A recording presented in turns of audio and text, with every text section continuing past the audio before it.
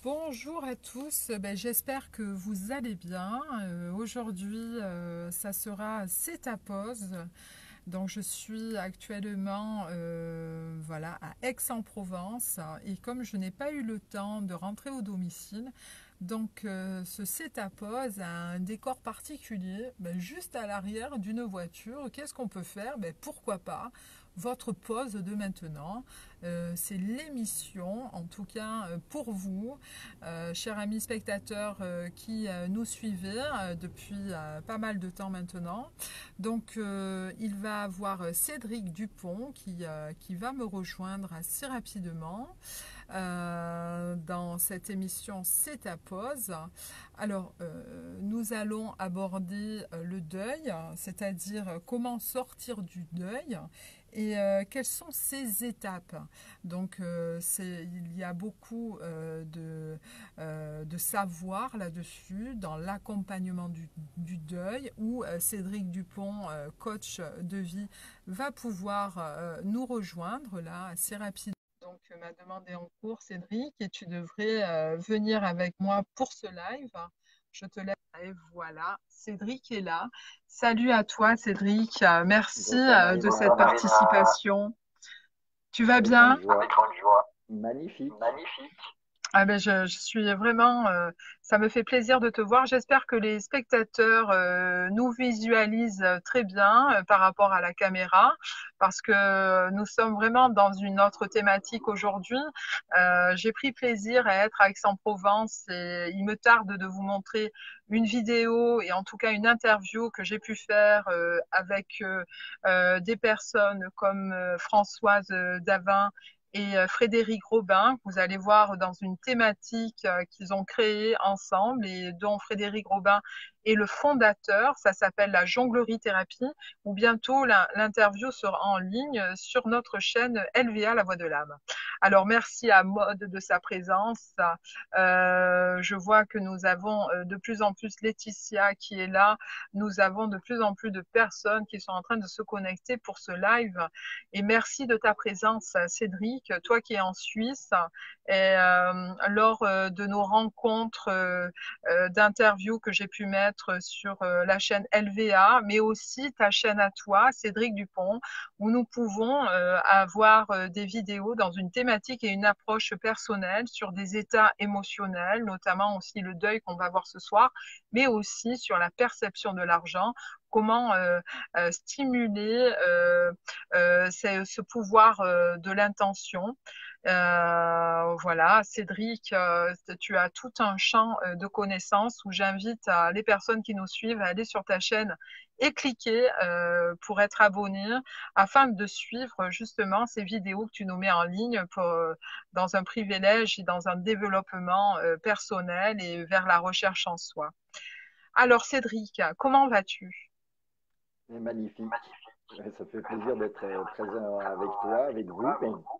Merci, merci beaucoup. Et Cédric, donc nous allons avoir cette approche ensemble sur la thématique du deuil.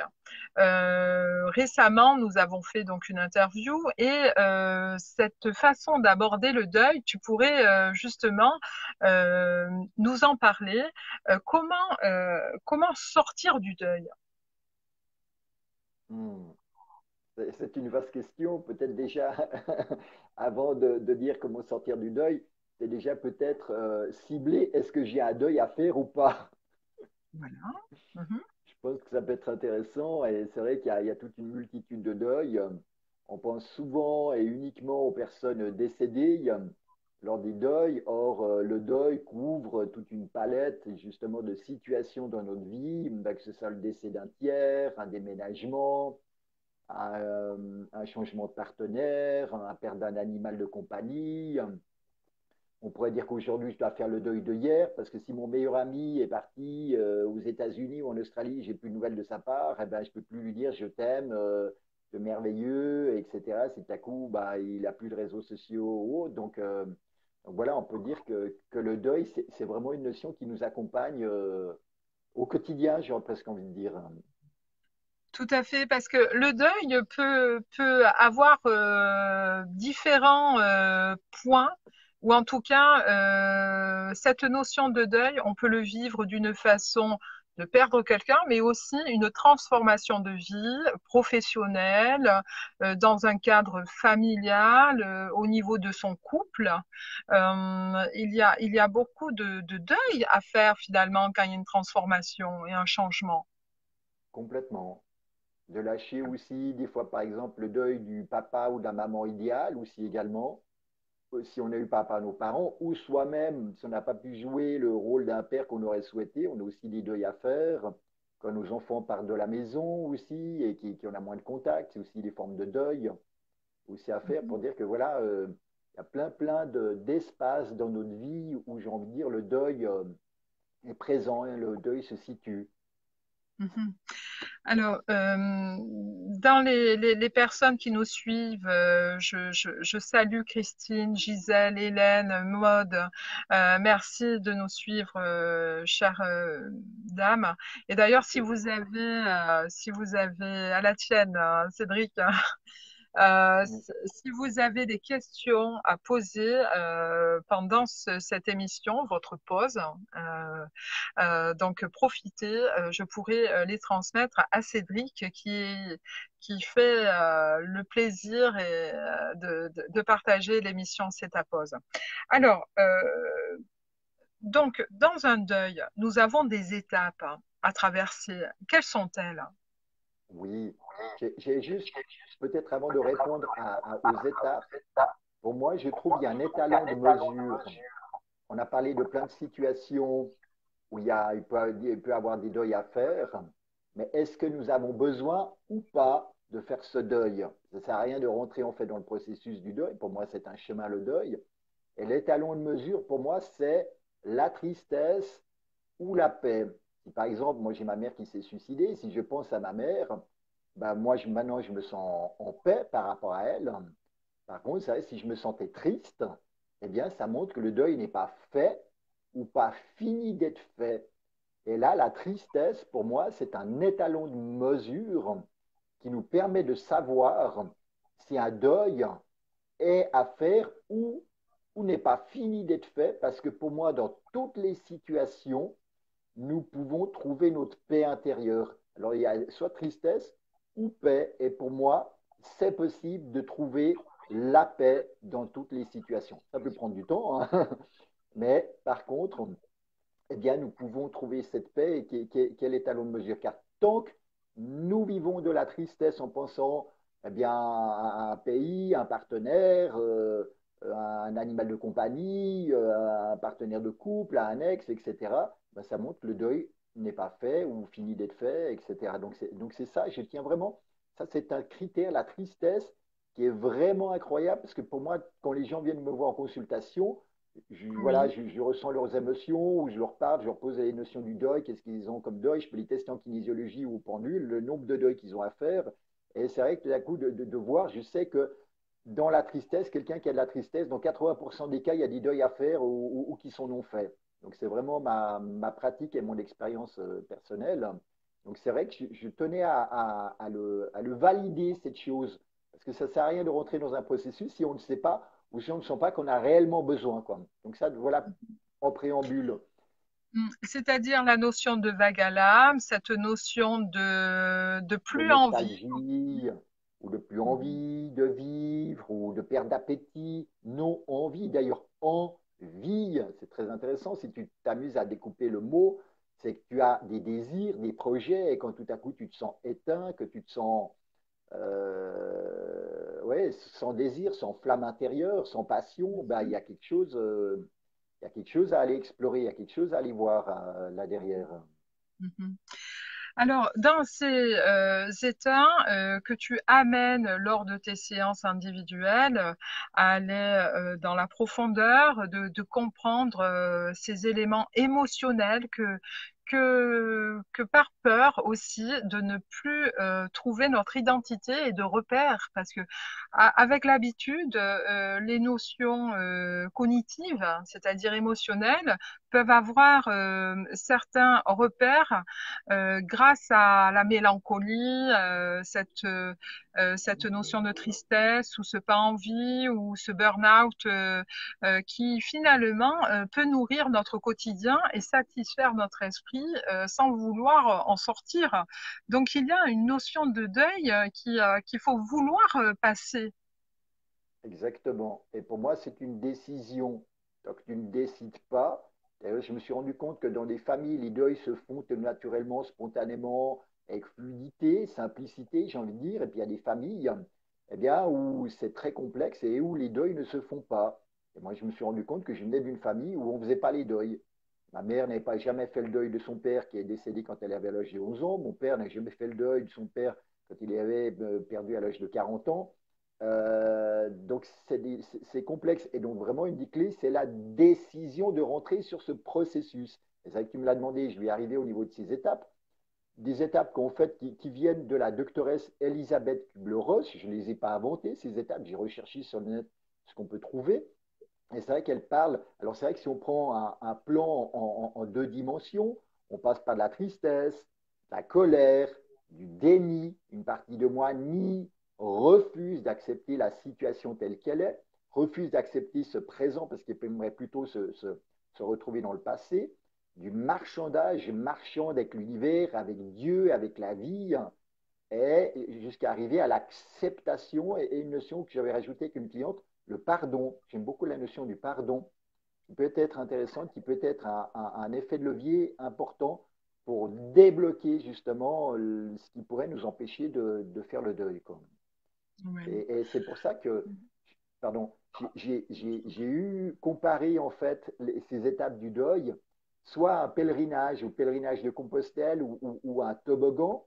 Imagine que tu montes au sommet d'un toboggan, puis c'est haut, tu sais, les toboggans où on va dans les piscines, où il y a de l'eau, quoi, l'été à la plage. Et puis tu dis, oh, c'est beau, oh, c'est magnifique, ah, c'est haut, ah, mais il fait froid. Puis tu te trouves plein d'excuses. Par contre, quand tu décides d'y aller, eh bien après, ça se fait tout naturellement.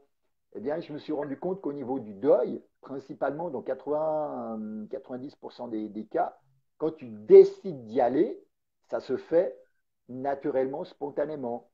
Ou j'aime bien souvent un exemple que je donne, c'est le pèlerinage de Compostelle. Il y a des gens qui me disent, ouais, Cédric, regarde, je veux faire le pèlerinage de Compostelle. Ouais, super, c'est génial, c'est très transformateur.